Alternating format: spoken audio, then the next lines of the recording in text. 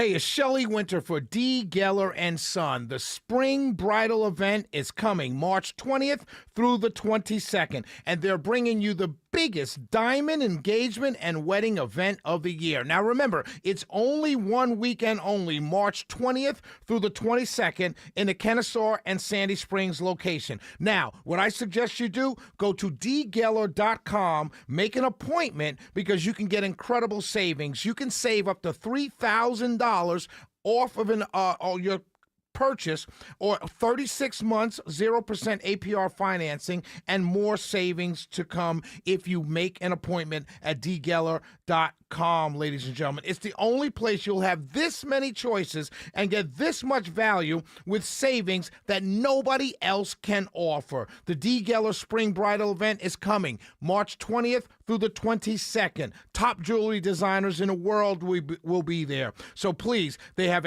exclusive savings, extensive designer lines, and incredible event-only diamond selection. Go to dgeller.com. The D. Geller and Son Spring Bridal event, March 20th and 22nd in Kennesaw and Sandy Springs.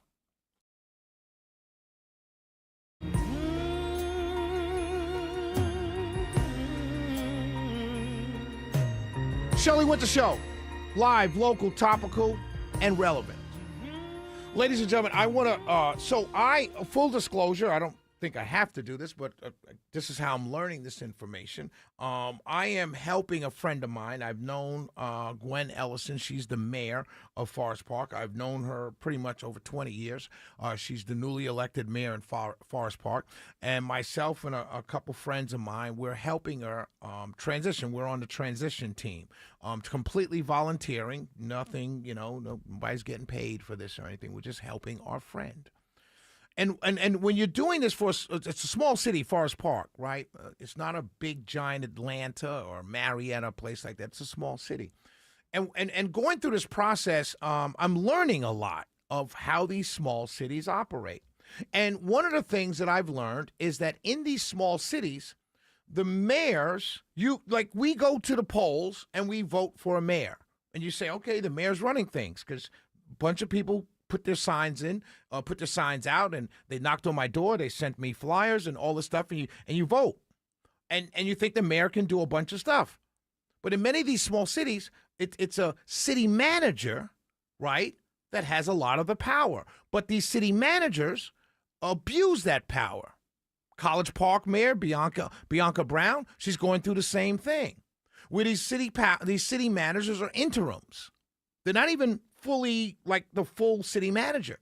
They're interim city manager. And they are doing things against the charter of these small cities. And it's incredible to watch because everything falls to the mayor. So the great Taisha Fernandez did a story, the interim city manager in Forest Park. What she did was she basically suspended with pay or put on administrative leave the police chief. Good dude, Brandon Chris. You might have seen the story, but Taisha Fernandez reported on it last night.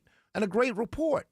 And so the interim, and I say strongly interim, she's not even a permanent interim city manager, put this guy on administrative leave.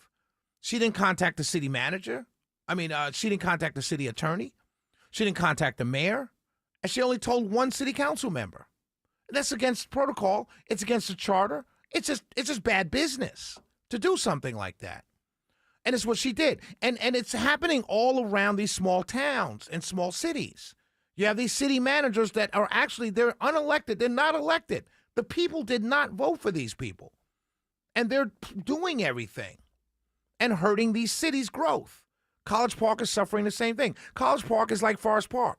They're small cities, bedroom communities that have a lot of potential.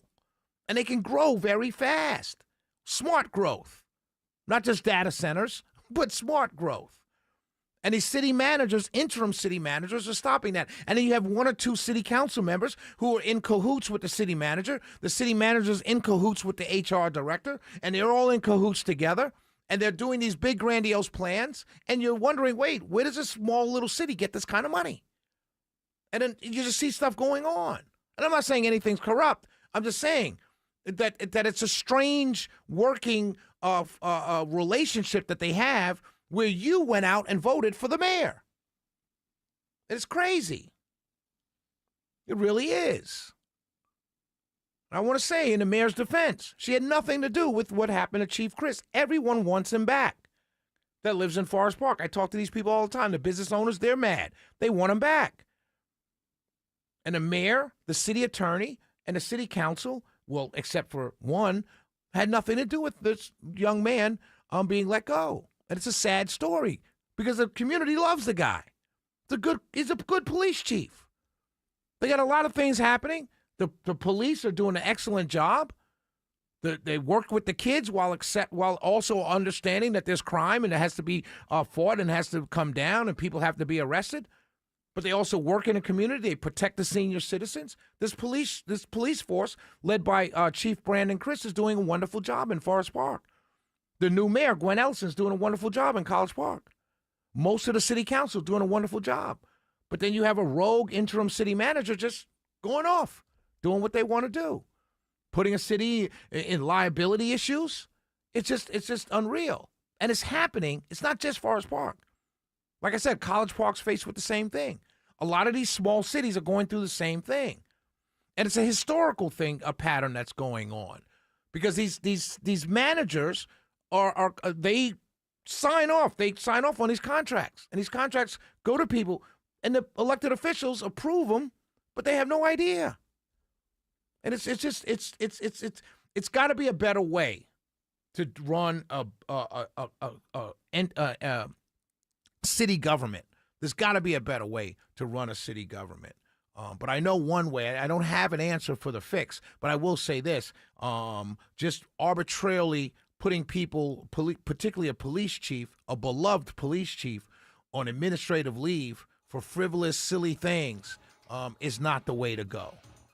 And something must change. And I urge the city council, the city attorney, and the mayor in Forest Park to get a handle on this thing.